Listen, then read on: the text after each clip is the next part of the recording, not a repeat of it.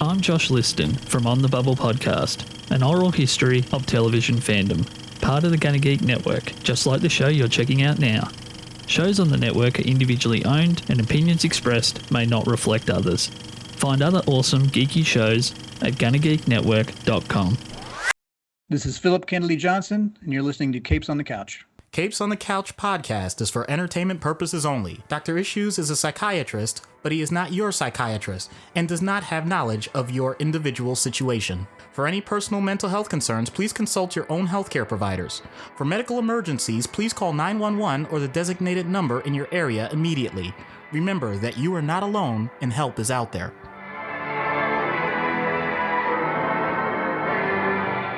Hello and welcome to Capes on the Couch, where comics get counseling. I'm Anthony Sitko.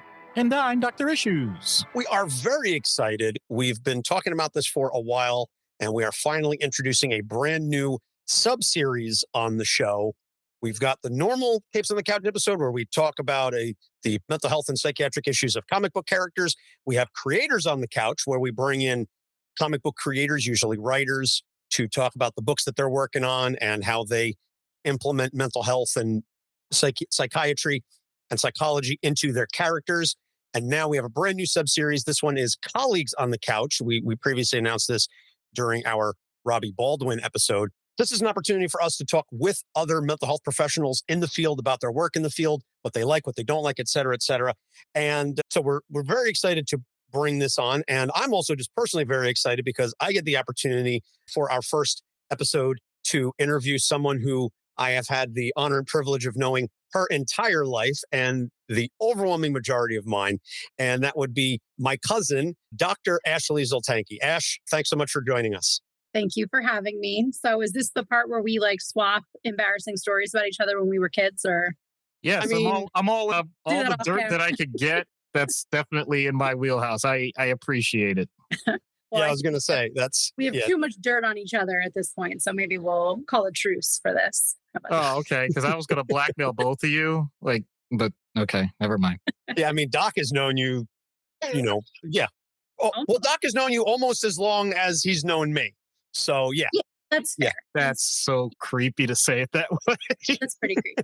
But, I mean, Doc and I have been best friends, 25 years at this point? Yeah. Yeah. So the overwhelming majority of your life. Of my life, correct. Of your life. Yes. Yeah. No embarrassing stories. We'll say that for the family get-togethers. Off camera and whatnot. Okay. Exactly. We've got a series of questions that we're going to run down, and they are somewhat comic book related, or at least we're trying to find a way to tie in comic books as much as we can. And then we've also got an interesting discussion that we're going to have that Ashley and I were talking about, and she suggested to Doc during the pre-roll. So very interested in that. But first, since again, you are the first guest, we've got kind of like our series of questions here. So you're the first one to run the gamut on some of these questions. So the first one is, and take it easy. There's no pressure here, I promise. It's all family, literally and figuratively here. Do I win money if I am correct? No. At least not from me. I mean, you could talk to Doc maybe, but... Yeah, I don't think we have the budget for that. Fair enough. So the first question is very straightforward. What is your origin story? Meaning, what got you interested in mental health? How did you become a doctor, et cetera, et cetera? So the short answer, I think, is that I was always really bad at math, and I never realized there were other career options other than psychologist. And I got too tall to be a jockey on the track. So bad at math. I was too tall to ride horses, had to be a psychologist. What other option is there? Sort of longer story is that I've always been interested in the brain. I've always been interested in human behavior. I'm a people-y person. Like how people work. I like how people think and helping people to excel and be better. I was previously really interested in sort of the forensic aspect of it, but along the way I got caught up in sports psychology. So I'm also a sport psychologist, sport performance person. I have had the really, really wonderful opportunity to work with some amazing neuropsychologists and amazing clinical psychologists. So I do a lot of neuropsych work as well. And so I've just kind of been really fortunate to have some stellar opportunities to work with some brilliant minds and learn about people and do some fun stuff. So my origin story is a little bit of an uphill climb, right? Grad school was rough, but we got through it, and yeah, so here we are. Here you are, the doctor in the family. Yep. Yeah. It still kind of blows my mind. It's just, again, not in a bad way. And I'm not saying that to be, I'm not saying that to be disrespectful. Blows my mind. Yeah, but here's the thing, and Anthony always does this, like, and it's interesting over the decades. It's like gone, like pendulum just swings so wide. You're a Juris Doctor. I know that is most fair. people don't consider attorneys to be doctors, but still, man, you did something. Chill. It's a graduate level degree. If I was an LLM, if I had the LLM, that would be like doctor level. The Juris Doctorate is a graduate level degree. Okay. So you're like a master of law and not a doctor of law. Interesting. You master the law, you don't doctor it. Fair enough. Whereas we doctor the brains, right? Various cities. Yeah. So, that works. Either way, I'm sure Nana and Pop, you're very happy. We got a doctor in the family. We got a lawyer in the family. They're looking down. They're very happy. We need a millionaire in the family to make Nana really happy. Yes. Well, and billionaire. Pop, yeah. Millionaire, billionaire, somebody. Yeah, that was Poppy's wish, man. Just, all those get rich quick schemes never seemed to work out. And somebody had to bankroll Nana and all her trips to Atlantic City. That sounds like a sitcom. It is a sitcom. It really was, Doc. It honestly could have been, and frankly should have been. Some cameos from my therapy dog in training also. I apologize. He is quite unique. So this is Colt, my therapy Doberman in training. So he'll be popping in periodically. Sorry. Hi, Mom. What you doing? Pretty much. What are you doing?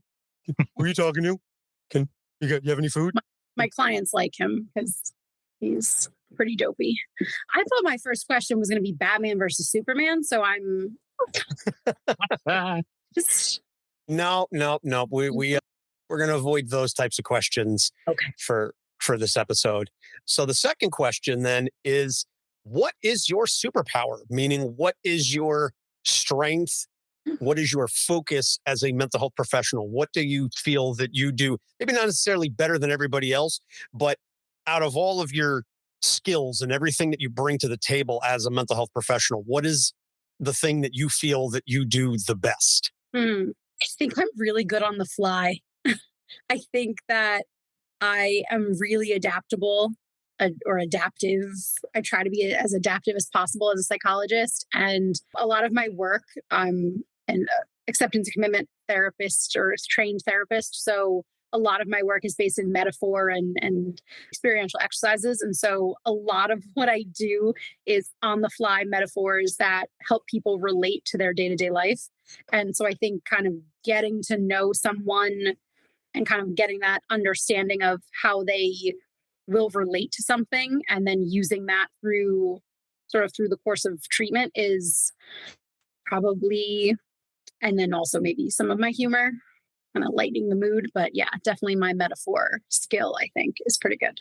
It's funny. And I do appreciate that you bring up adaptability or, adaptiveness, whatever, because I feel like that is such an underrated skill to have across a variety of professions, certainly not just mental health, but definitely when dealing with so many patients who bring the gamut of issues to you on a daily basis. Yeah. It's really something that, must be commended.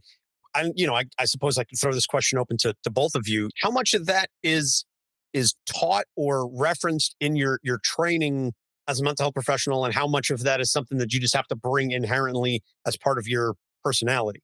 Yeah. You want me to go first? You want to talk first? I'll go first.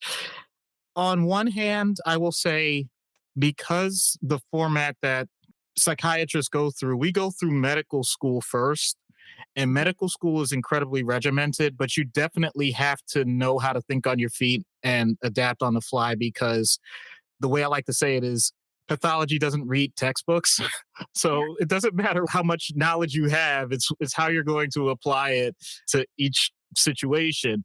And so, yes, there is definitely adaptability and mental flexibility and honestly emotional flexibility, because at least in my realm, I'm dealing with a lot of patients that don't want to talk to me and don't want to address some of the things that have been brought to the attention of our team. So just establishing the fact that whatever I'm walking into, I'm going to make the best of it. And hopefully this person is willing to meet me at a certain level. I do think that, I'll put it this way, if you didn't have it before training, you certainly develop a lot of it during training. If you have a natural proclivity to it, then you're probably going to have a simpler time. But yeah, it's a necessity. Yeah. Yeah, I agree with that. And I think a lot of what I do is I try to look underneath the pathology, right? Like I go through the DSM because I have to. Uh, but a lot of psychologists in my, in the field are starting to shift away from it a little bit. And that's maybe Oh, believe me, if it worked for insurance companies, that would have been out a long time ago on my end. agreed. Yeah, agreed. And, a lot of my clients come to me and they're like, I have this diagnosis. Who am I? What am I? And I'm like, yeah, but like you're a person too. And I'm a person. And half of the stuff that we work on is really like helping them get grounded back into who they are as a person, helping them navigate challenging adjustments through life, helping them navigate difficult choices, difficult experiences. And it's really cool to just get to relate to people on, a human level. And I think one of the most profound experiences related to this is in grad school. One of my first clients, I really treasured working with him. He was like, well, you sit in that chair and I sit in this chair. And so, there's a difference between us. And I was like, get up, get up. And I made him switch chairs with me. And I was like, all right, now you're in my chair and I'm in your chair. What's different about us? And he was like, oh, all right, well, that just poo-pooed that argument a little bit. And that ability to be flexible, and yeah, a lot of it's training and a lot of it's kind of who you are. And some people got it in spades and others have to work for it. And I think that makes it the science of behavior, right? The science of human behavior and animal behavior. And so, yeah, I think there's a lot to it, which is kind of fun. But I think the other thing too is that I relate really well to clients at times, not all of my clients, but some of them I feel like I can relate to really well. I'm pretty open about my own executive dysfunction, and I have a lot of clients who really appreciate that. And so I say to them, I don't tell you anything that I haven't tried myself, whether it's worked for me or not. I don't bring my stuff into the therapy room, but sometimes sometimes you have to be relatable, and sometimes you have to talk to people in a way that makes you feel like a person too. So. Well, we certainly have no shortage of discussions about executive functioning issues on this show. I am quite open about all of my myriad issues of executive function or dysfunction, and longtime listeners know all the social media posts I would love to make about this show and things of that nature. But I have to wait for the brain chemistry to line up. Right. I mean, don't get me wrong. It's not like it's all on Anthony. How many times has Anthony said, like, and Doc is going to write a post about this? I'm like, yeah, about that. Or any of the number of times something has come up and I'm like, all right, distraction with work. I got to do something different now. So be it. But yeah, it's all about just humans being humans. Mm-hmm. Yeah, and just about that vulnerability. And I think you have to walk a line. Certainly both of you as professionals have to walk that line of presenting yourself as human and fallible and flawed and whatever, to elicit some of that honesty from the client, but not so much so that you either project your own flaws and insecurities and such onto them, or that you put yourself in a position where you open up and become too vulnerable, and then you allow the client to take advantage of that. And so, again, I really admire what you and people of mental health professionals go through on a regular basis of again, trying to give just little bits and pieces here and there. And certainly it develops over the course of, relationships. And actually, I'm sure you maybe find this a little maybe a little easier given that you have more recurring clients than Doc does, given his Right. station and the nature of his job. Mhm. He's kind of seeing folks like once, maybe twice, in the inpatient unit, and then that's it. Whereas you have, recurring clients that you see over, Mm. several weeks or months or whatever the case may be. And so this isn't really on the list, but how do you find where to strike that balance of what to bring, how much of yourself to bring into the session and how much to leave outside the door? Yeah. Yeah. So countertransference is really big in our field. And that's basically you bringing your stuff to the door and saying, all right, therapist needs to be therapized.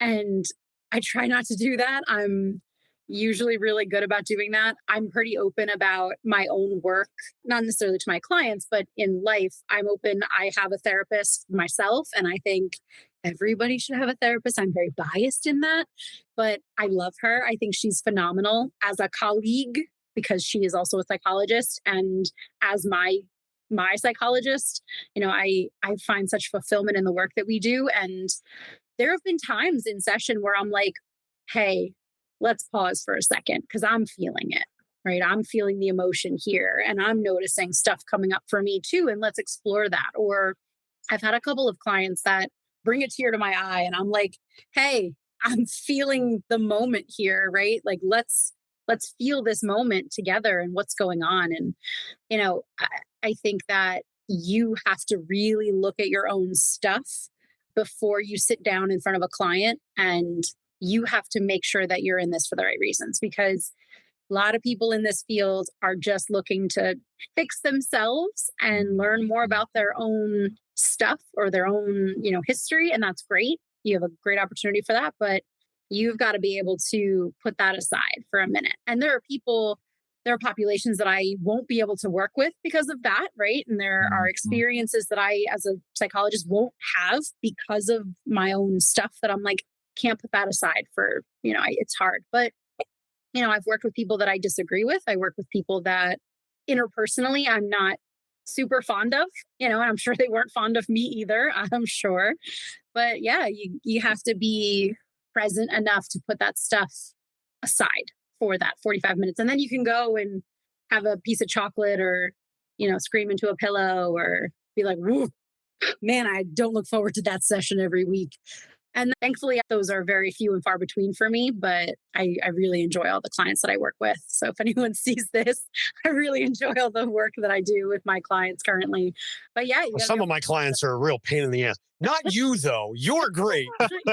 If you're watching this, you're one of the good ones.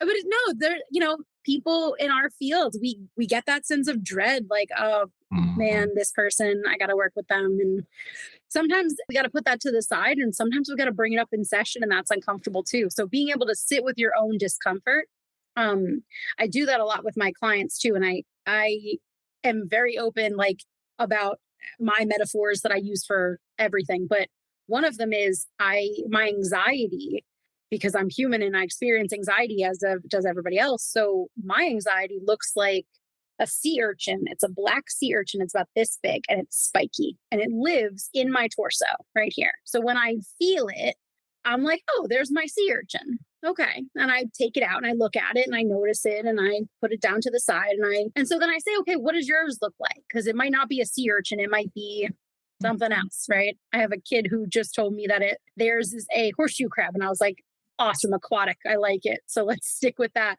And I said, that's perfect because on the outside, it's solid and pretty cool looking. And underneath, it's got the little like face, little like teeth. Right. So it's like creepy underneath. And so that's kind of our anxiety. So, long-winded answer. Sorry, always.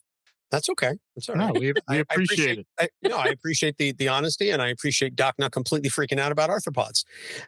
Now see, that is an example though of something that I processed many, many years ago, and I don't have that nearly as bad as I used to, or at all. I'm actually the designated person now to remove spiders, like at work. That's how far I've come. So, but that's a great example. No, I'm just saying that actually is a great example of things. And for me, when it comes to countertransference, not so much, especially in my current position, not so much any one patient, although that does happen to me sometimes.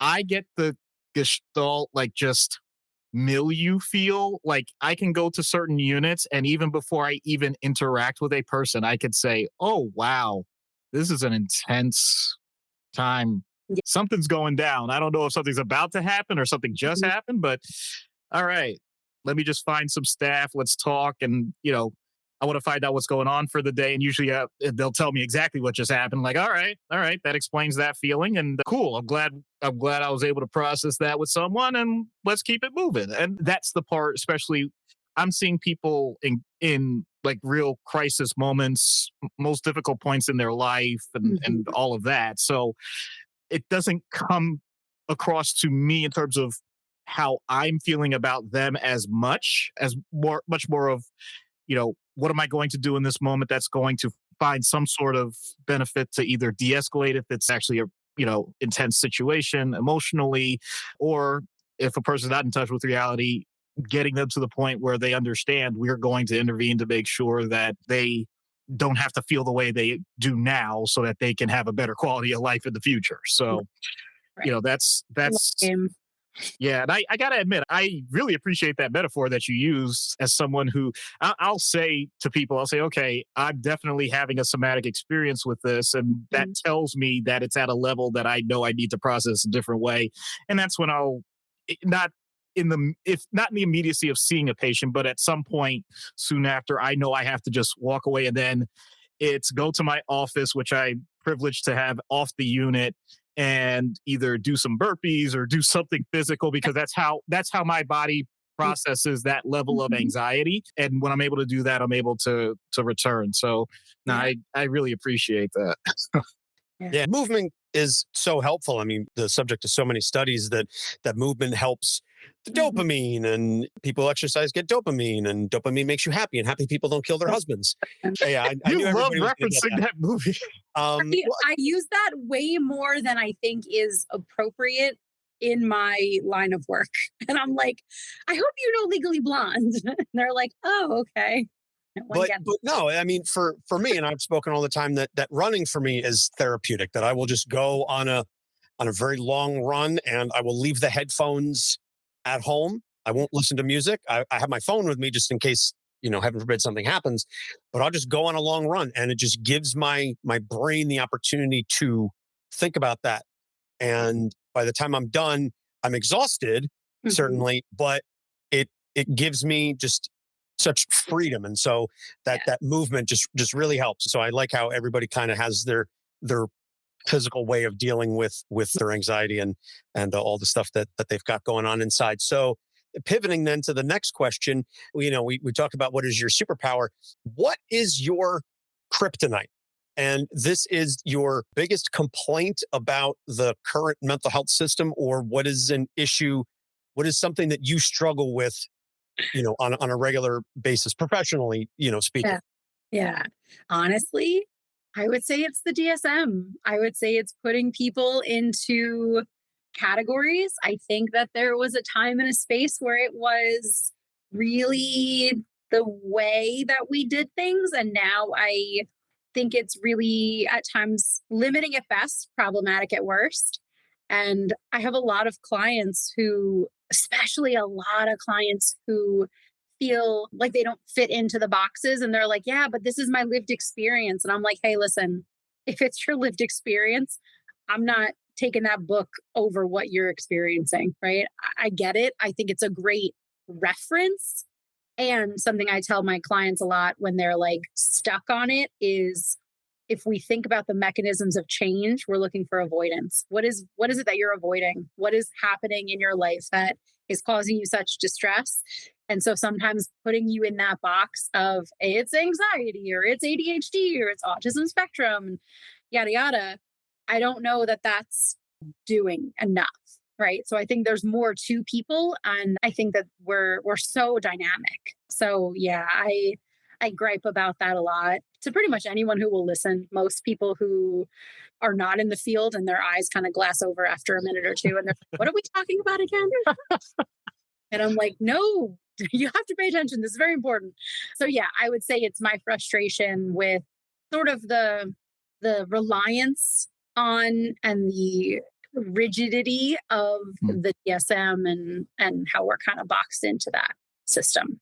So Yeah, I could Okay. definitely As a contrast, well, let's go to Doc, who absolutely loves the DSM and worships it and talks about it all the time on the show, how much he can't live without it. Yeah, it's funny because even when you think organically, anybody that has listened to the start of the show to now, I'm sure, and if you'd have to really be obtuse to notice that I will reference it for sure. If there's something that's really clear saying like, all right, this is the constellation of symptoms that this person is exhibiting based on what's written or based on my observations from seeing many, many, many people.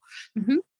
But the actual number of times I've referenced it has dwindled over the course of the past several years.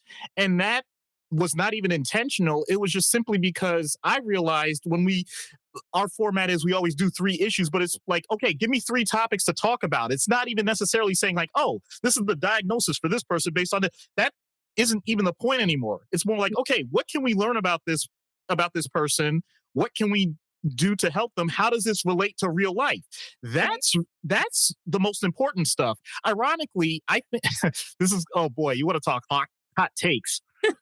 When I'm dealing with stuff in the hospital, I think our emergency room doctors do a better job with what needs to go on a patient's chart than what we as psychiatrists and our social workers do with our inpatients. And what I mean by that is when a person is coming to our unit, ER doc says suicidality. Insurance companies hate that. And yet that's the whole point. It's like, this person wants to end their life. What are we doing to make sure they stay alive? That really is the main point. Or if the person is, or it says psychosis, like, okay, this person is, once again, not appearing to process reality the way that we are. We want to make sure that we can find some common ground. That is the most important thing. If I say schizophrenia versus schizoaffective disorder versus bipolar disorder with psychotic features versus major depression with psychotic features versus medical delirium from a medical condition, all that stuff, it's like, okay, that's all the background. Let's deal with what we're supposed to be dealing with in the moment. Agreed. And that part, I think, unfortunately, has become this like gray zone that especially as a psychiatrist, that's what we've been pigeonholed into. And I'm going to take one step further. I actually think the DSM as a whole could be the greatest resource in mental health if it had a different format. And what I mean by that is rather than diagnoses based on, a certain constellation of random symptoms that a few people that consider themselves to be experts agreed on to give it a label, if it were biologically based, meaning, okay, if you have a certain number of tests that indicate some sort of inflammation in the brain, along with functional MRI imaging that shows that these certain areas light up, in addition to your previous traumatic experiences that led to such and such. Like, if we actually did all of those areas and put that together and gave those things names, I think it would be amazing. We have not gotten there yet, and so let's stop pretending we have. We ride at dawn, Doc. We ride at dawn. Speaking my language. And I think, honestly, I do. I mean, one year I got the DSM for my birthday. It came out in May, and I was birthday present. And I was super pumped in grad school. But I genuinely think that there are so many opportunities for it to be, like you said, used as a reference. And I think that's really important. I think where we get led astray is that we're not looking at anything beyond it. And I don't think, like they say, it's a living, breathing document, but it's not catching up to what we are as people, right? Who we are and how we're presenting. And I don't know. I don't think that it tells the whole story. And, I think, and again, all of those diagnoses that you ran off, I know everyone, right? And I was trained to know everyone, and I can tell the difference, even if I do need to consult my DSMs, multiple, all of them. But this is also the book that said homosexuality was a disorder. And being a woman means you're crazy. So, we're hysterical, right? And I think that it has come a long way. I think it will continue to come a long way. I also, I don't want it to be the end all be all. And I honestly, in my practice, diagnostically, I think, there are reasons to do that. And I think some people come in without wanting or needing a diagnosis. And I think then that's a conversation to have as well, because it's, not everyone wants to be labeled. And some people rely too heavily on that label. And then we kind of navigate those situations too. So yeah.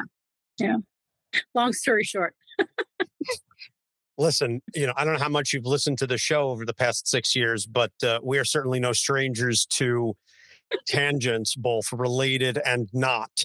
And I think certainly these are all very much related to the topic. So it's honestly, I'm just kind of sitting back and letting the two of you go. And I know, I can kind of take over things and be a bit unnecessarily loquacious. No. At times. Yeah, I know. It's a real shock, but I'm loving this because I'm just sitting back and I'm watching two people who are A, obviously very good at what they do, and B, that I respect and appreciate and value your experiences and your education and everything like that. And I'm just sitting back and I'm a fan of just this conversation. Like I don't even need to be here. The two of you could just go and I'll just be like, wow.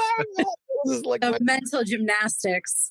No, it's just beautiful. With my best friend and my cousin just talking shop and doing it well. And I'm just like, wow, I love and appreciate both of you. It's also fun to get to speak the language with someone who is in the field in a different capacity, right? Like I used to have a lot of interaction with psychiatrists and neurologists and epileptologists and the work I used to do in hospitals. And that's something I miss. I loved that part of it. I loved the collaboration. I loved hearing it from the medical side of things. And, unfortunately in private practice, there is some, I'm not going to say that there's not, but it's not the grand rounds. It's not the, the team kind of coming together. And that's something that I always found to be really fun and interesting and awesome learning opportunities. So yeah. And I have to admit, over time, especially since I've done so much hospital work, I used to do outpatient, like private practice for a while. And there are definitely parts of it that I miss and the longitudinal nature of it. And there are times where especially patients that don't come back, I'm like, okay, in a way that's a good thing, but I still don't get the closure. I'm like, come on. Happens. Mm-hmm. Yeah, I think about that a lot. Like, where is this person that I saw once 5 years ago for a neuropsych? Like, how are they doing? Yeah, that's a bad part of it, I think. Yeah. Well, bad in the sense that, and I'm certainly not going to speak on behalf of mental health professionals, but I would say, I think it's bad if you get caught up in it, but I think that's just the human nature of it. You have these interactions with people. I know this happens with Doc all the time, certainly more so than you, Ashley, that Doc especially is seeing people really in moments of crisis, like they're pretty much at their lowest. And again, not to discredit anybody that certainly comes into your office and that you talk to, but just by the nature of the business and the nature of the jobs. And so I think it's only human that when you interact with these people, day in, day out, that you get these cases that are going to affect you. And Ashley, you were talking earlier about how sometimes you're talking to these clients and they say something that brings a tear to your eye, where you have an emotional reaction and it hits you on that human level. And I think it's only natural to at least think about and wonder, like, well, what are they doing now? I hope that they're getting the help that they need. I hope that they continue to go on this, journey of discovery and learning about themselves, et cetera, et cetera. I don't think there's anything inherently wrong with that. I think where it could be potentially problematic is if you continue to seek that out and you're like, let me stalk this former patient or client, let me look them up on social media or whatever, check to see, I'm going to check Zillow and see if they sold their house recently, like whatever. That might be a bit of a problem, but wondering, oh gosh, I hope this. Sorry, there are so many, I don't know who, there are people who do that in terms of like looking their clients up on social media. That is like a very hard boundary that I have always kept for myself, that I do not. They find me. I actually had, so embarrassing. Oh my God. I had one client, sweet, very sweet adolescent. And mom was like, oh yeah, we found you on YouTube riding your horse. And I was like, I'm sorry, you did what? And they were like, yeah, we Googled your name and we found your YouTube. I had to upload a video of me riding my horse for an online show. And this wow. found it. And I was like, okay, well, let's separate that. I swear I'm really good at my job. So yeah, sometimes it's like boundaries crossing with the internet and stuff. And, we learn not to be Facebook friends with any of our clients or what. I mean, yes, I agree that certainly that crosses the line. I think them finding a video of you riding a horse is certainly not the worst thing they could find. It's not like, oh yeah, I saw this Instagram video. You were, passed out in the back of a club, or, you were none of that. Right. None of that. And I think about that, from as far as, my potential return to politics and stuff like that. I'm like, is there anything out there that could damage me? Is anything going to come back and bite me in the ass? I don't know. But yeah. Anyone to the highest bidder, if they want me to share those, I will for a price. A good price, though, not like. And we're back to blackmail. All right. Thanks, kid. Thank you. Appreciate that. Appreciate that. It's tough, so much. Yeah.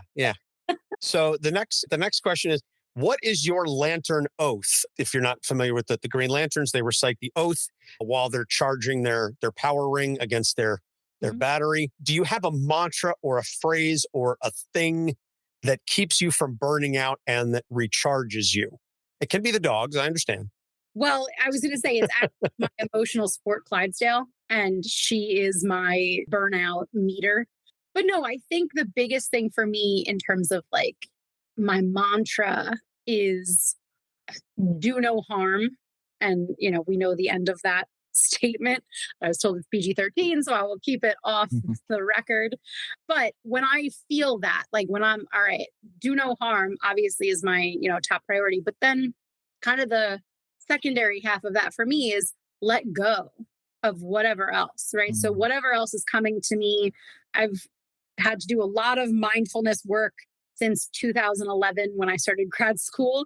And a lot of it was training for me and a lot of it was therapeutic for me. So letting go, I think, is the biggest thing, is just taking everything in stride, letting it roll off your back. And that's been tough. Anthony can attest to this. I had quite an anger streak as a human.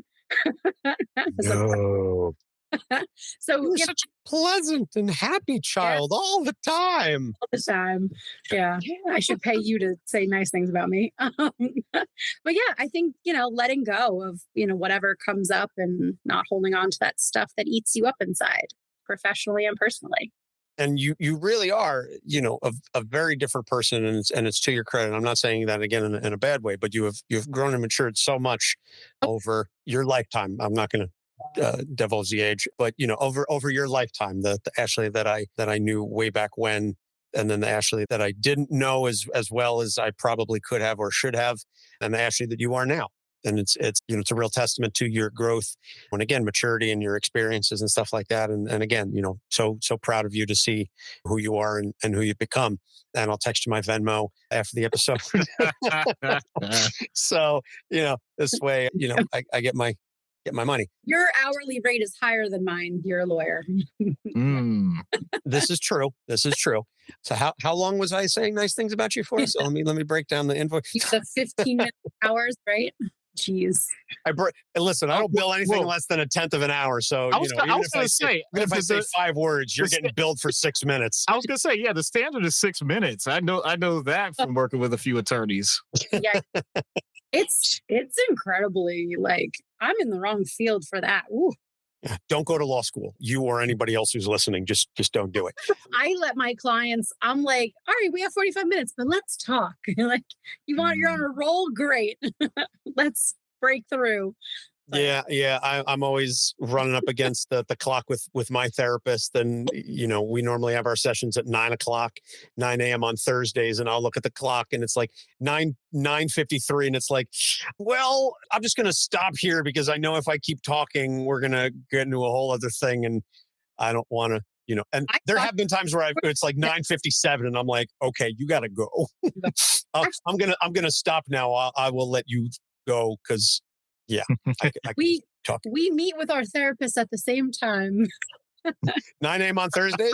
9 a.m. I'm every other Thursday, but yes, 9 a.m. on Thursday. Wow. Okay, all right. That's pretty funny. All right. Therapy. I'm telling you, everyone who's like listening to this or whatever, therapy's great, man. There's no stigma. It's awesome. Preach.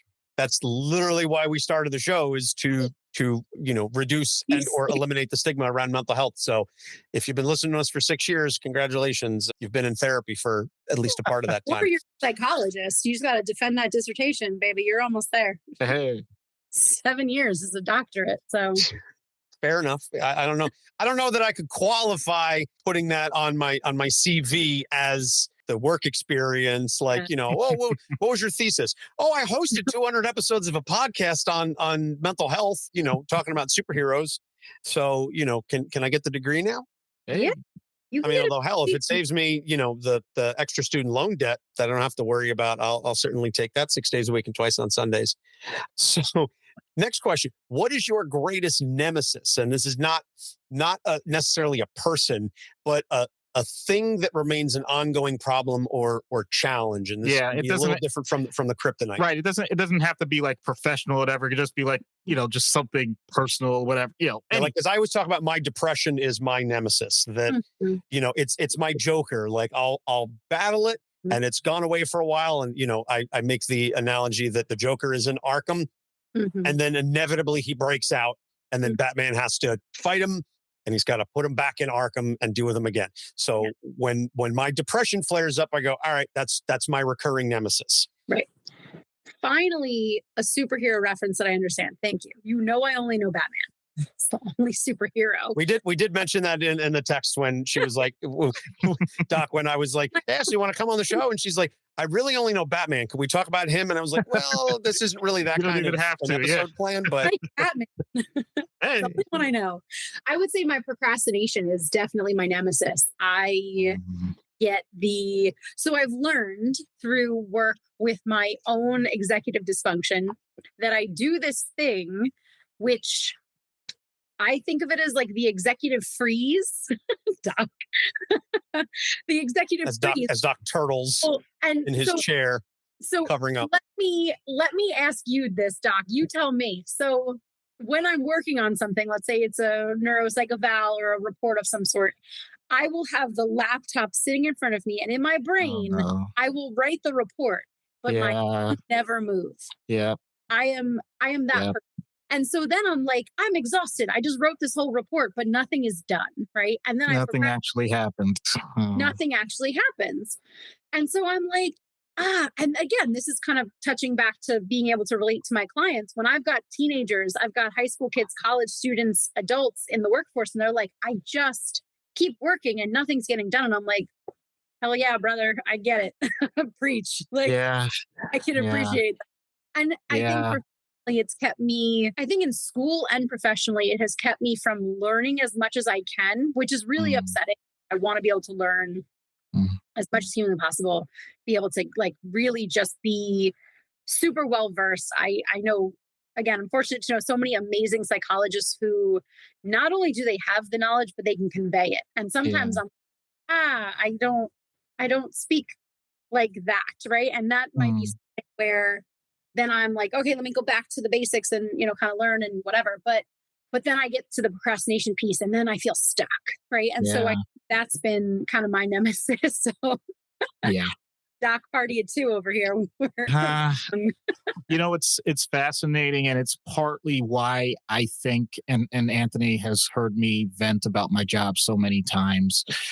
But I also realize the reason why I'm in that environment in the first place is because the immediacy of everything that needs to be done allows me to be productive, because every quote unquote deadline is something like, it's always I have to do this now.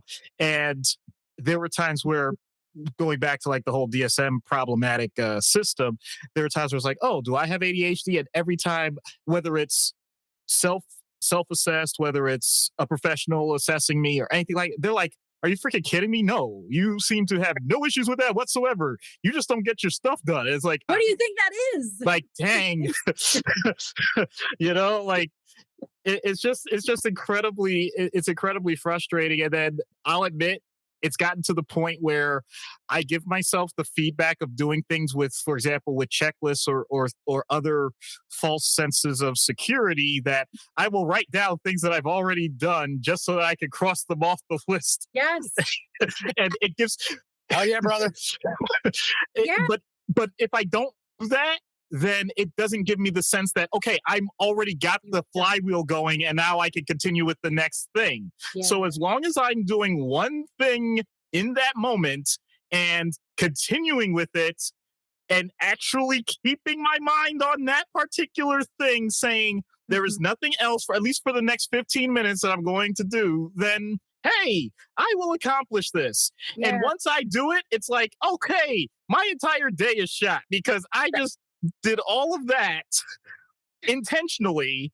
And now when I move on to the next thing, I think to myself, oh, that's not nearly as immediate. Have you read The One Thing? Yes, of course. Gary, yeah, by Keller and Papasan. Yeah, I know. So my director and I talk about that all the time, and he does the success lists. I can't say that. And so honestly, that is, I share that with my clients all the time. Like, write it down. It doesn't matter. Get up, write it down. Check. I got up, right? I went to the bathroom. Check. I ate something. Check. Yep. You've done 3 things today. What else can you accomplish? You're a superhero, right? Yep. Like, hey, see what I did there? Yep. So when we're thinking about it, it's just, some days, and then some days you're like on and it's, what can't I do? And then other days, I think maybe I've blinked once in this hour. I can't remember though. Right. Like, and so, yeah, that's huge struggle, personally, professionally, you name it. Yeah. So yeah. Boy, we're just calling everybody out here by all of our names. Hey. I mean, if you can't own it, right? Like, oh no, I own it. Right? Like, how many times, Doc, have I been on this show where Doc says something and he finishes and I'm like, take my name out of your mouth. I will reach through the computer and slap you. Oh, the number of times about me. Yeah, the number of times as I am talking about something, I realize I'm talking about myself. Yeah. Oh yeah. You call yourself out on your stuff. I call myself out on my stuff all the time. Yeah. If we're talking about a character, I'm like, they're doing this. I do this. I don't have the superpowers, but I'm still doing the same stuff that they're doing. Yeah. So yeah, I suppose it's worse for me that I don't at least get the benefit of the powers. Yeah, that's why I work with so many people who have ADHD and executive dysfunction, because I can speak their language. They get it. I get it. I can talk to them. I don't judge them for it. And, that it works. So you got to be able to speak on what you know. Yeah. I mean, I've tried the Pomodoro thing and, Love Pomodoro. Yeah, Pomodoro technique is I had it on my Fitbit. I have to find, I'm sure there's an app somewhere for my new Garmin that will, let me do that. But yeah, that feeling of, all right, I'm doing the thing. I say I'm going to do the thing. I'm going to go ahead and do the thing. And it could be a small thing, but at the end of it, you're like, and I need to lay down and take a nap. Yeah. Because I did 15 minutes of like solid straight focusing. Yep. And it has sucked all the life out of me like a vampire. I'm just like a husk. Just like a shell of a person, and I need to recharge. Yeah. Another thing I've learned too, and this is definitely something that I joke with a lot of my clients, and I say, I am physics. Okay. I am physics. A Dr. Zultanky in motion stays in motion and is productive. A Dr. Zultanky who sits down is never getting anything done again until. And so that is my physics law, right? That is the law I have to abide by. If I'm moving, I'm proven. All the time. The problem is I have a desk job. So do I. I can't. It's very difficult for me to. What? Get a walking treadmill. Hey. I suppose, yeah. But the problem is for me is I'm chained to the desk. Meanwhile, I know there's all stuff going on in the house that needs cleaning, that needs to get done, chores that need to get done. I have to exercise. Yeah. I have to do X, Y, and Z. I got to do laundry. Like it's. There's been times where literally laundry is the only thing that gets me up and out of the chair, is because I'm chained to my desk. I no longer have a commute, but I'm still chained to a desk. Yep. So yeah, it sucks. It's draining on a number of ways.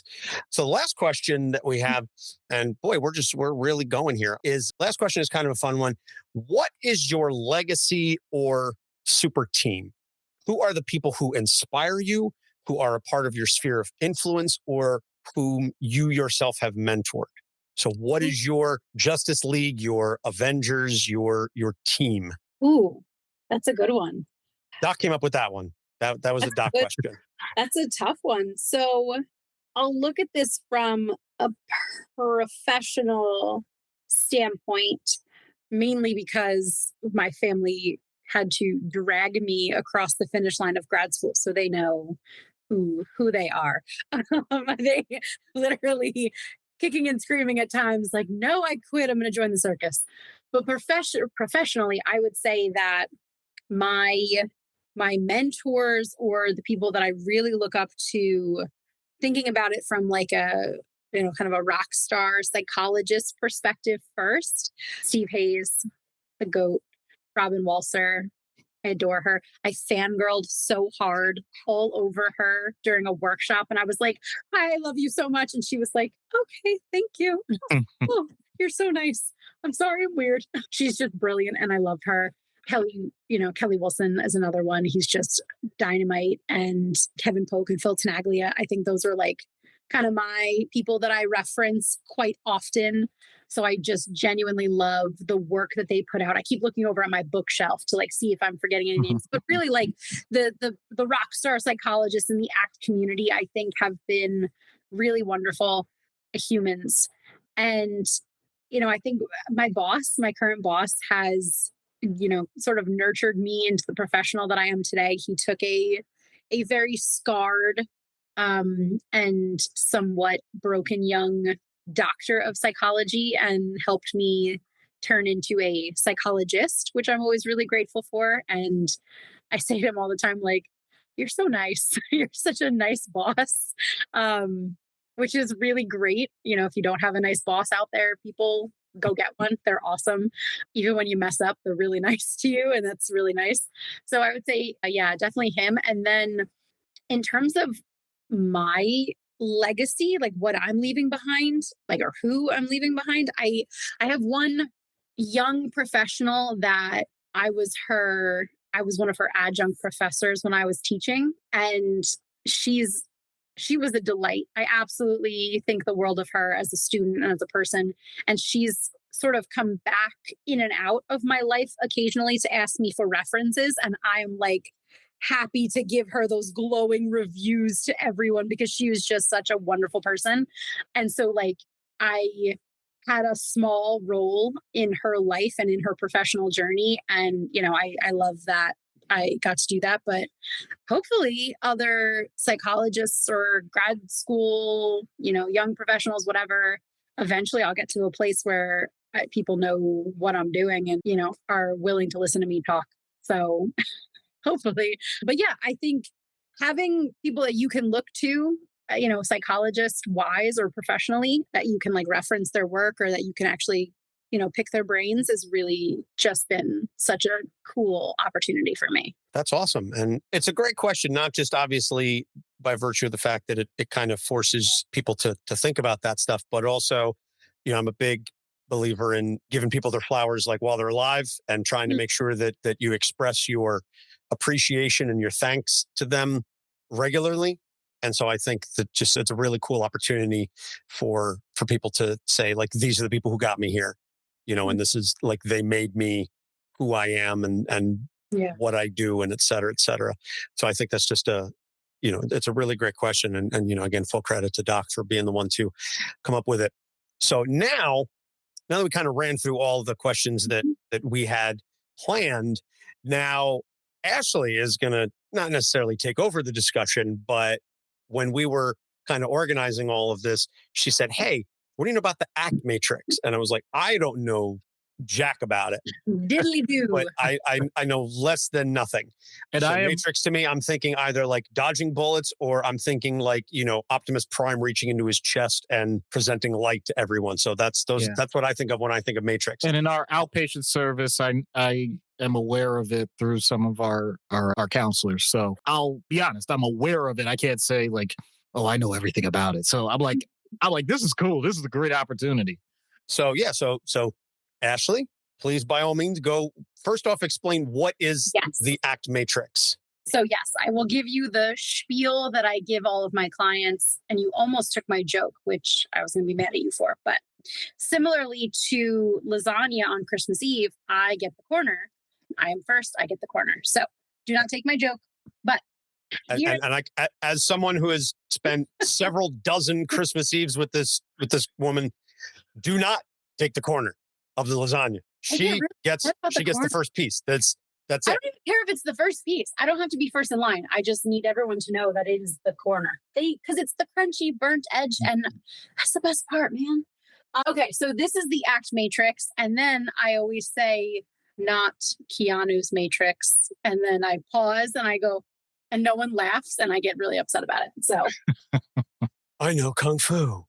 right, like, come on, it's Keanu. Whoa. Hopefully you guys can see this well without me having my laptop go skyrocketing off this desk. So this is a method of conceptualizing behavior experiences that I use. It is not mine. It is Kevin Polk and Phil Tenaglia's, and they are really wonderful professionals. They have a crowdcast that they use that goes through this all the time. I've been on an episode once. It was really cool. They're wonderful. So when I introduce this, right, this is the matrix. So we've got our 4 quadrants here. So everything that takes place below this line, below this center line here, takes place internally. Okay. So I write inside. Oh no. And I pulled a bunch of markers. So you're going to see me switching out a bunch. Sorry, because I always have to find that might not be a good color. So I write inside. Can you see that ish? Yeah. Yep. Yeah. And just for the audio listeners, Ashley's kind of drawn on a large rectangular whiteboard. She's drawn basically a giant cross, creating 4 quadrants. So in the lower right quadrant is written inside. Well, so hold on, let me read this. So that's meant to be under here. So like right in the middle underneath. Yeah. Okay, sorry. So in the middle. Yeah. In the middle of the vertical axis. Mm-hmm. Yes, thank you. I don't do math, so up here, everything above this line in these top 2 quadrants takes place externally in the real world. Okay, so I write outside. Outside. So you can think about it, kind of whatever words you want to use internally, externally, inside, outside, whatever. Moving in this direction, but we're moving toward satisfaction. Okay. So I'm going to write it here for the sake of space. Yeah. So along the middle line, horizontally, on the right-hand side is going towards satisfaction. Going towards satisfaction. Okay. And then moving in this direction to the left of that center line, we're moving away and we're seeking relief. Okay. So to recap, everything below the center line is internal or inside. Everything above that center line is outside or external. Everything to the right is satisfaction. Everything to the left is relief. We're seeking relief. Okay. So then we've got our big circle here. And in here we'll cover this at the end, but this is us noticing. Okay. So this is, she's drawing a big circle at the center where the 2 axes meet. Yes, thank you. So then in this quadrant, the lower right quadrant, I always start here and I draw a big heart and I say, okay, tell me, what is it that you care about? What matters to you? What are your chosen values? And so if you guys want to use a super person, a hero of sorts, we can kind of run through, what it would look like. That might be kind of fun for people. Sorry, might be kind of fun. All right. So who would you like to use? I mean, I can talk about Captain America. I knew it. I knew you were going to use Captain America. Yes. Go for it. Yes. Okay. So Captain America cares about, Steve Rogers cares about liberty. He cares about equality and equity. Mm-hmm. He cares about Americans and, I was going to say freedom, but that's liberty. He cares about the American dream, essentially, upward mobility. So I think that that does it. Again, we're trying to be somewhat concise here with time. I like how you wrote America. Yes. Yeah. America.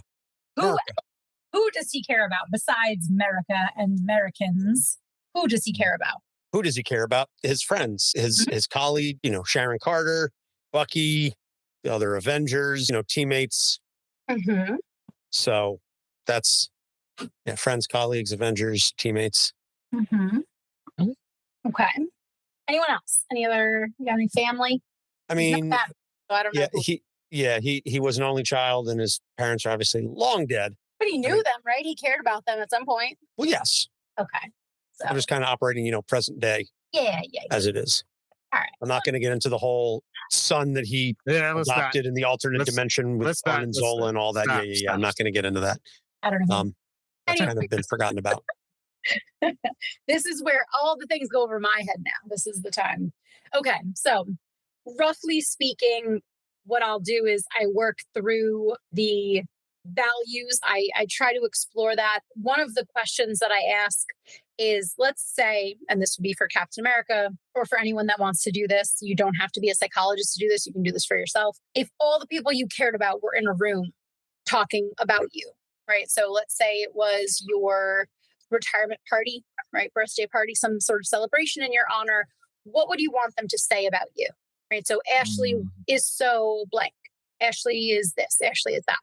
And so those are typically the values that we have for ourselves, right? Or what do you look for in a partner? What do you look for in a spouse? Those kinds of things. Honesty, loyalty, integrity, yada, yada, right? So all of that kind of thing. So we go through all the values, right? So we've got Captain America here. And then we scooch on over to this lower left quadrant. And over here, I draw the very technical term. Watch out, Anthony. It'll blow your mind. Yucky thoughts. So the yucky thoughts, these are all of the things that we get caught on, all of the hooked thoughts that we have.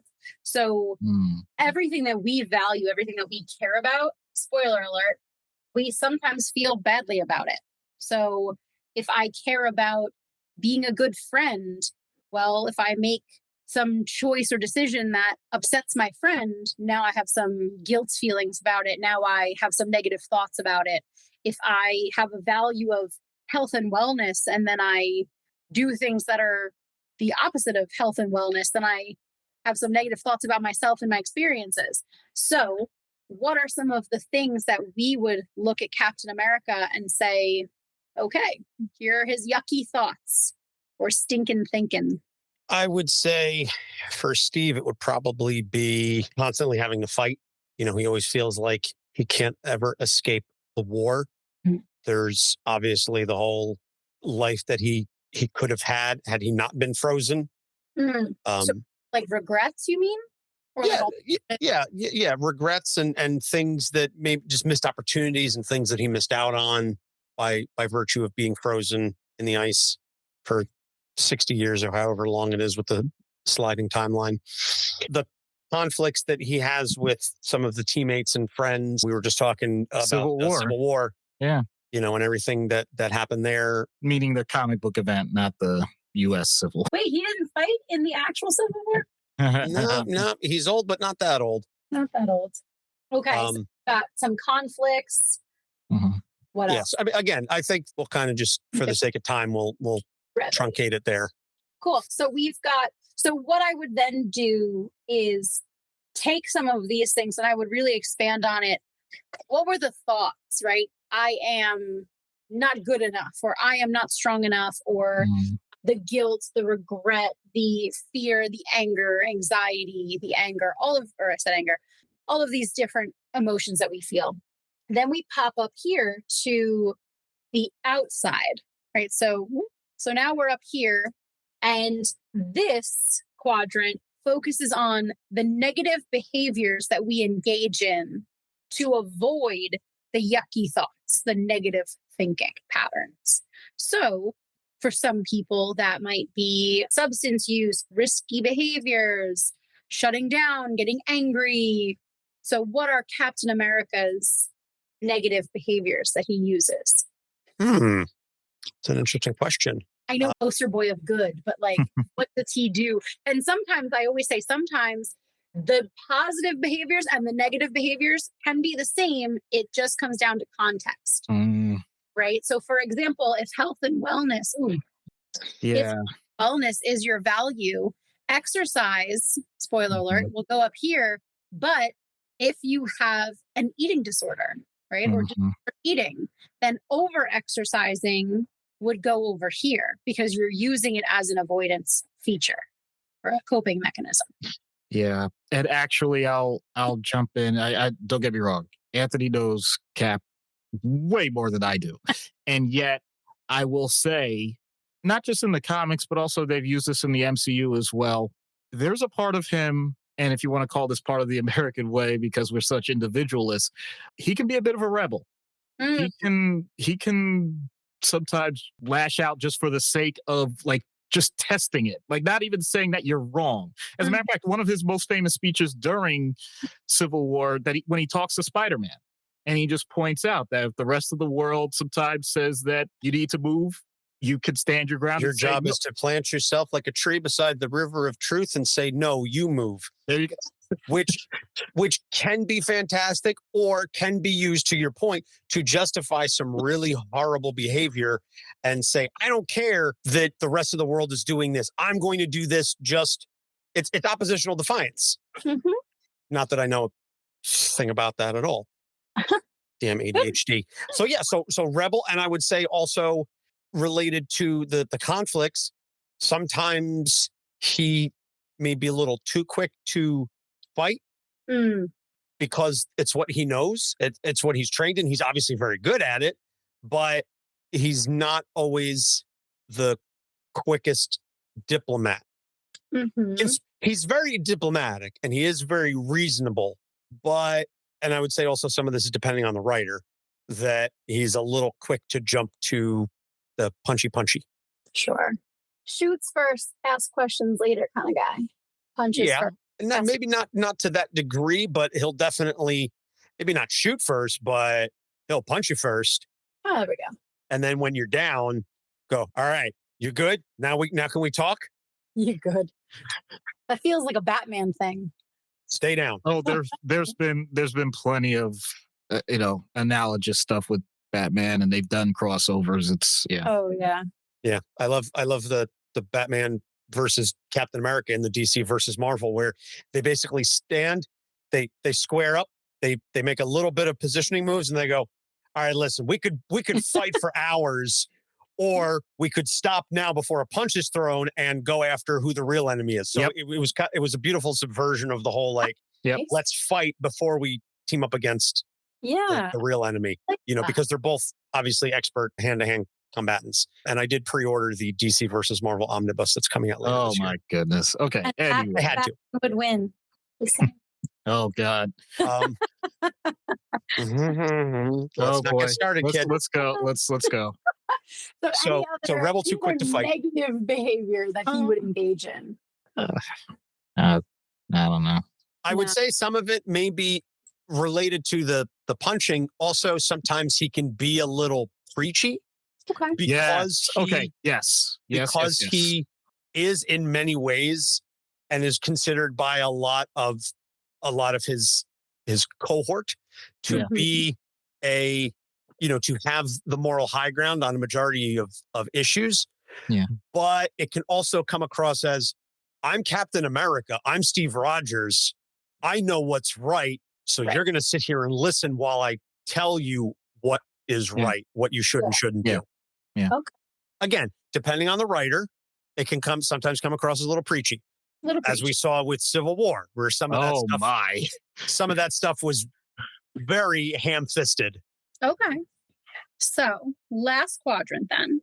I know it's a revolving, I don't move people around this much, but for the sake of the recording. So the last quadrant over here is the behaviors that we engage in that are directly consistent with our values. Okay. And then we're going to chit chat about this for a few minutes afterward. But So what are the things that Captain America does to consistently connect to his values in the outside world, in his behavior? Well, he is constantly supporting his friends and teammates in whatever form that needs to take, whether it is fighting to defend them literally or just showing support for them in other ways, fighting for the freedom of Americans and defending America and its citizens, and also just defending, to pull in a quote from, another great leader, Optimus Prime, freedom is the right of all sentient beings. And Cap will definitely stand in defense of that, even if you're not an American. That if you're fighting for freedom and liberty and equality, Cap will be on your side. And he will be a staunch defender of your right, even if you are not an American citizen. Yeah, I think the word that isn't used in comics usually, but if we're talking, regular life, advocate. That's yeah. Yep, absolutely. He is an advocate for liberty and equality and all of those things, and through words and actions is largely very consistent with that. Okay. Again, depending on the writer, and sometimes for the sake of conflict, you have to create some dissonance there. But by and large, that's who Steve Rogers is. Cool. Consistently. All right. So we've got a nice landscape, right, of who he is. So what I would do then is say, all right, we've got our values. I draw my arrow to our negative thoughts, right? This is all the stuff that gets in the way that we get hooked on, that keeps us from living our closest to our values, right? We can never truly achieve our values. They're not goals. We can't just check them off, right? And I use the joke, you have the value of being a good parent. Today is Tuesday. You didn't say, well, I was a good parent today. Check. I don't have to do that tomorrow. I did it, right? You are a good parent every day. And this is until the end of your one would hope, at least. Right. And there are days where I'm like, listen, I parented all day. I don't want to parent anymore. Right. I'm tired. I don't want to be a dad anymore. I want to be a kid. I want to be taken care of. But yes, I get your point. I'm in a cocoon. But we do, right? We continue to persist. We continue to pursue those values. And they do change. So it depends on where you are in your life. It depends. And when I joke with my 12-year-olds, well, you're not a parent yet, right? So you don't have the value of being a parent. If they're not a parent, then we grow and we develop with our values.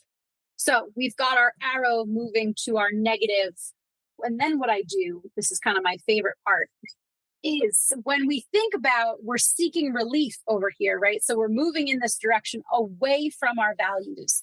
So when Captain America has yucky thoughts, I draw, depending on what we have here, individual arrows up to the negative behavior. So he's got missed opportunities, and he's too quick to fight, and he's a rebel, and he's got conflict, and he's preachy. And then I come over here and I say, okay, well, we've got preachy, and he does this, and I kind of make these connections for people, and I say, wow, that looks like a negativity tornado, right? And we spiral, and it looks really gnarly. And sometimes, when I want to take a photo to show my clients, I don't spiral, but so they can see what I wrote. But for the sake of this, this turns into a negativity spiral, right? We can't escape it, or it's very hard to. So I left this part out, the noticing, the middle circle over here that says you noticing or me noticing. And the reason for that is it touches all the quadrants, right? This is where psychological flexibility lives. This is the consistent ability that a person has to step in and out of each quadrant of their existence. When they're in this negativity space, you can choose to stay here, and you can choose to step into any of the other quadrants that you have. And that allows you to notice what's coming up for you, right? And so then that gives you the space to tackle some of these problems that you're having. So often when we have our values, we really care about them. We feel all the negativity because it's hard to care about stuff, right? And so then we act out. But we want to live over here. We want to live here. We can't do that though. I mean, we can, but not consistently 100% of the time. So we've got our arrow moving from the values to the negative space. But rather than getting sucked into this vortex of our negativity, instead what we do is go through the psychological flexibility to the upper right-hand quadrant, which is our behavior that directly connects us to our values. So now it's a triangle instead of a sharp left that ends up in this nasty spiral that we just can't get out of, And so the work then becomes this arrow going from the yucky thoughts to the upper right-hand quadrant of the positive value, consistent, committed action type behavior that directly puts you in line with your values. So Captain America is a really good example of that, because although he gets caught here sometimes, he's able to reconnect and reestablish that connection between, well, I'm not a good enough super guy. I suck. I'm the worst super guy. But wait, and I can have those thoughts, and I can be flexible and still advocate. I can still defend America. I can still be supportive to my friends while thinking that I'm not the best super guy.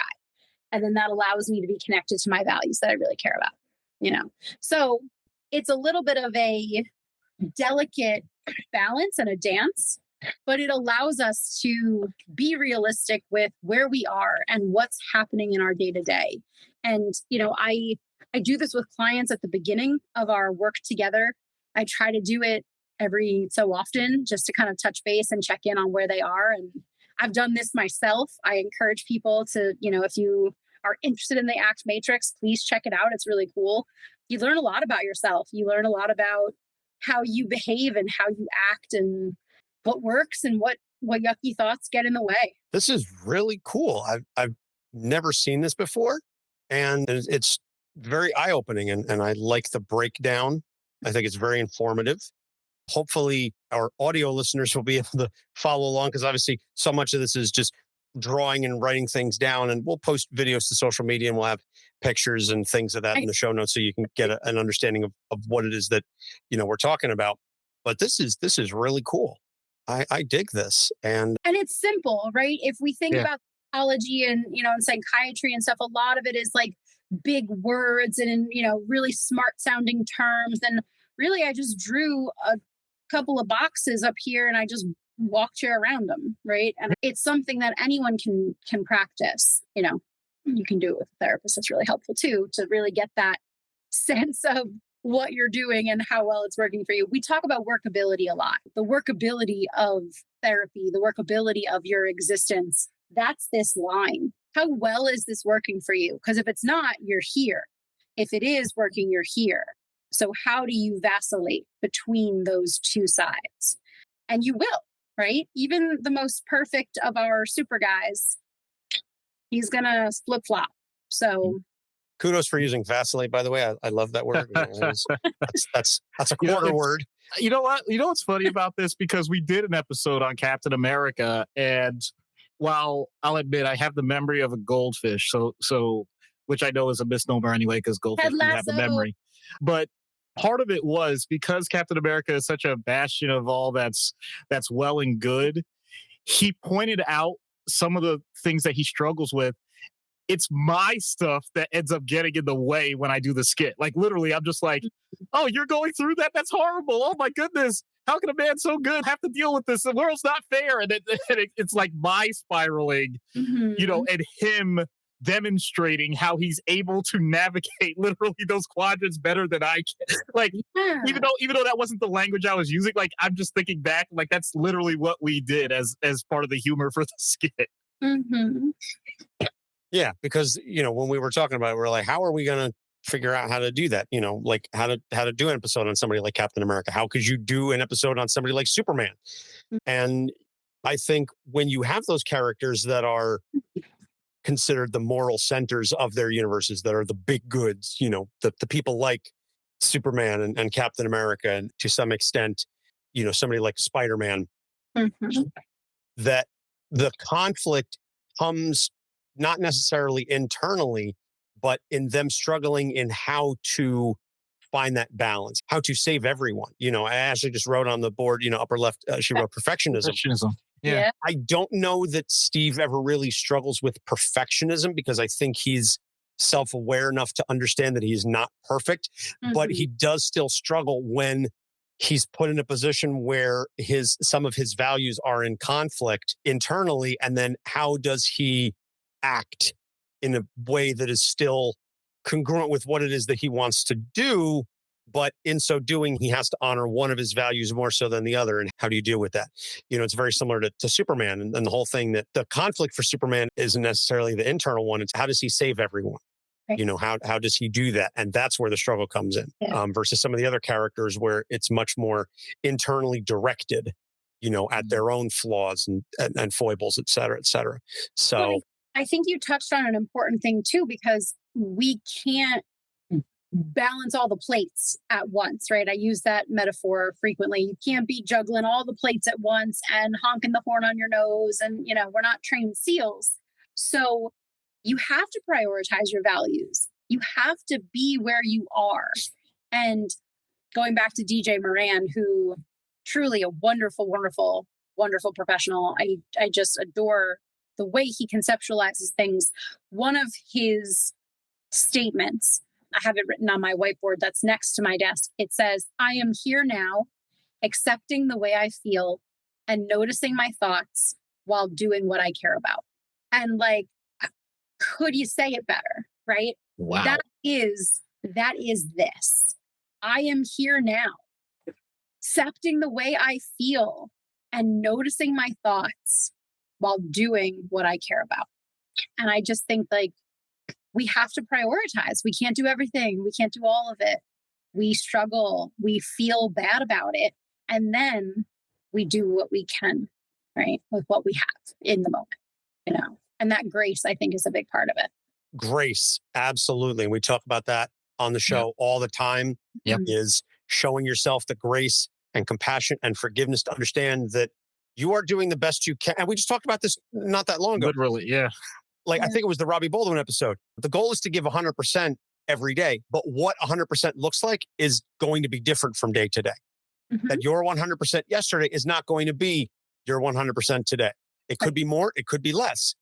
As long as it's 100%, that's what matters. Yeah. And it's showing yourself grace and forgiveness and not beating yourself up because you're not meeting these unrealistic self-created expectations or those that were placed upon you from an early age and still continue to be foisted upon you. And now I'm going to stop projecting and getting into my own stuff. Love you, Aunt Maggie. She knows. I tell my mother all the time, that I talk to my therapist about stuff. I'm like, this is how you broke me this week. No, I say that with love. But yes, it is about showing yourself that grace and compassion and being able to say, it is what it is. And I'm not going to fret over it. And I'm just going to kind of accept the current situation and I'll deal with whatever the fallout is later. Or, I'll deal with it when it comes. Because you could say that as an avoidance technique, but I choose to view it as just, not trying to worry about things before they happen is just, right. And again, showing that grace. And it is a learning process and it's kind of like meta in the sense that you have to forgive yourself for not forgiving yourself as long as you have, if you can follow and that makes sense, just the idea that you've been beating yourself up and then you have to forgive yourself for beating yourself up as long as you did. I agree. So, and I think it's really meaningful. I think it's really meaningful to that way.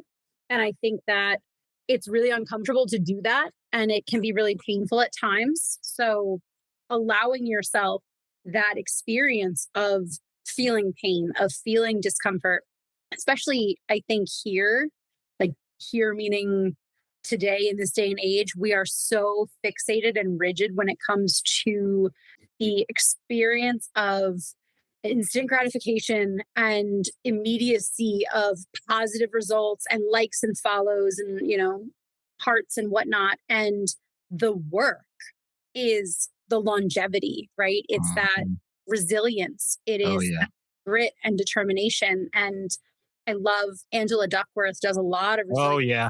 She is like the best. And she says that resilience is the ability to persist and pursue, even knowing that the thing you're working toward may never come to fruition, but doing it anyway.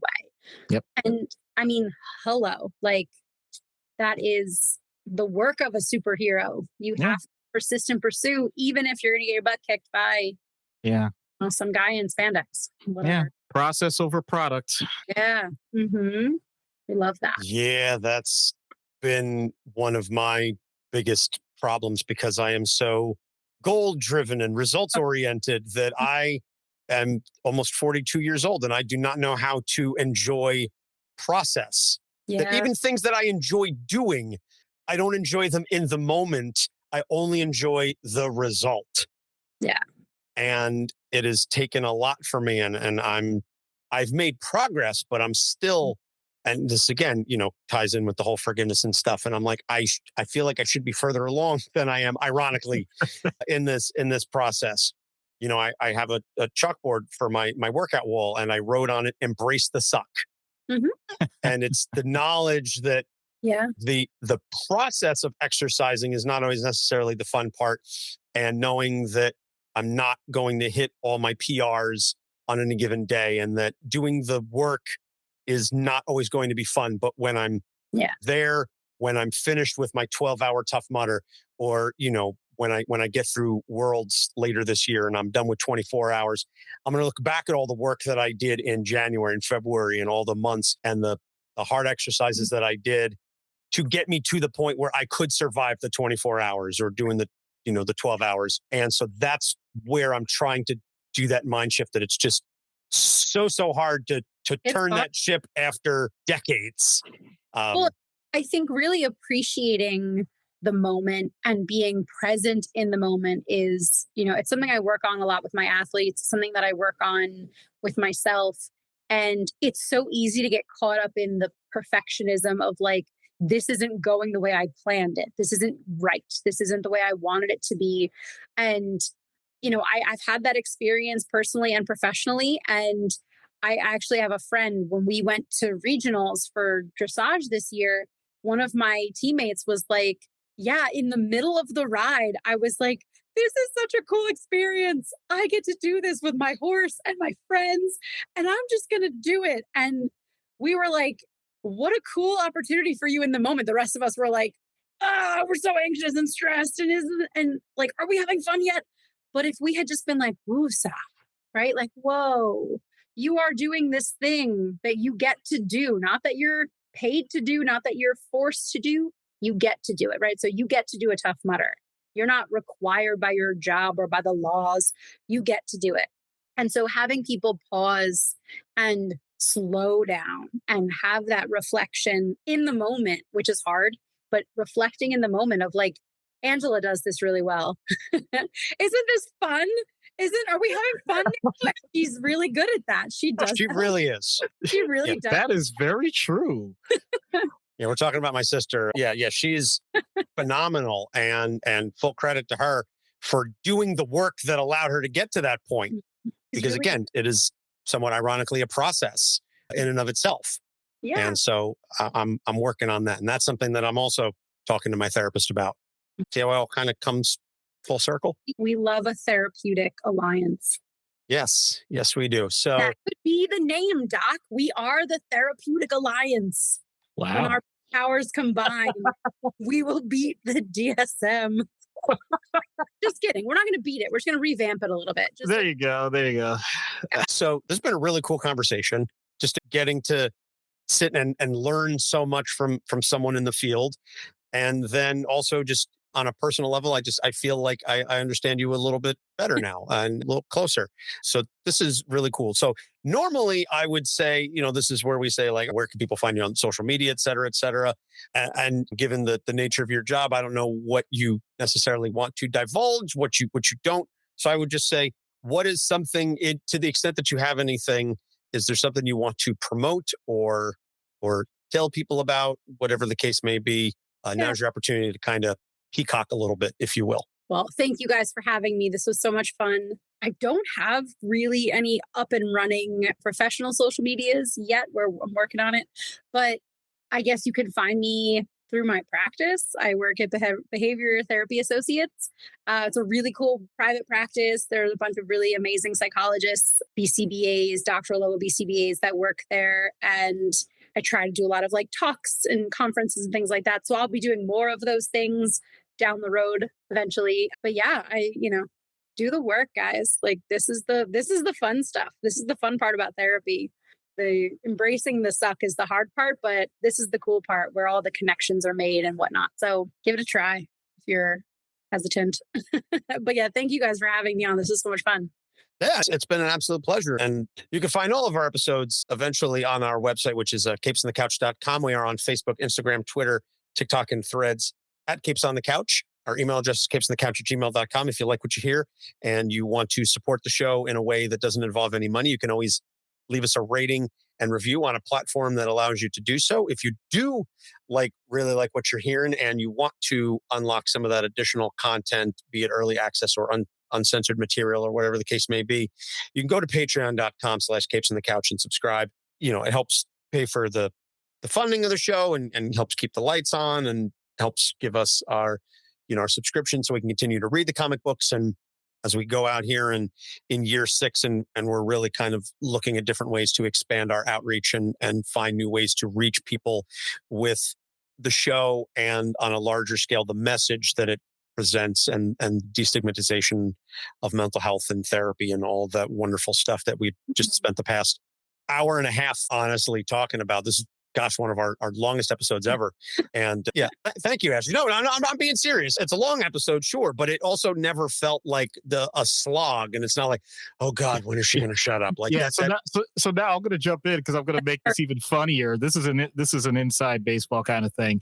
So before we came on, Anthony was like, oh yeah, we might need a couple more questions. Remember that? Yeah. Yep, certainly did. With me? You thought you would need more with me to talk? Well, it was just more for the colleagues on the couch and just trying to come up with the list of questions that we want to have in our pockets moving forward, for all the mental health professionals that we're going to be reaching out to. So I'm already in communications with a couple of them. So hopefully we can get them on the show. Jessica McCarthy is I'm talking to her about it. Yeah. And we certainly know no shortage of therapists and psychiatrists and psychologists, both, through the show and Doc obviously has a extensive Rolodex. So, but thank you, Ashley. And again, I will continue to make sure that you always get that first corner of the lasagna Christmas Eve. That is your right. You have earned it. It's my birthright. It is your birthright. And if Nana were still here, she would certainly make sure you would get it. And I don't ever want to be in a position where I try to go against anything that Nana would want. People who are listening to this are going to be like, she's like Garfield. Like, and people who don't know what that reference is are very young. Oh my. Yes. Yes. As I say it. Yes. You're younger than me and Doc, but still, of the age. Not by that much. Well, okay. I mean, listen, I was young enough. I was 7 when you were born. So there's a gap there. But anyway, thank you to Dr. Ashley Zultanky for joining us. Thanks, and for Doc Issues, I'm Anthony Sitko. Thank you for listening, and we'll see you soon. Capes on the Couch podcast is for entertainment purposes only. Dr. Issues is a psychiatrist, but he is not your psychiatrist and does not have knowledge of your individual situation. For any personal mental health concerns, please consult your own healthcare providers. For medical emergencies, please call 911 or the designated number in your area immediately. Remember that you are not alone and help is out there.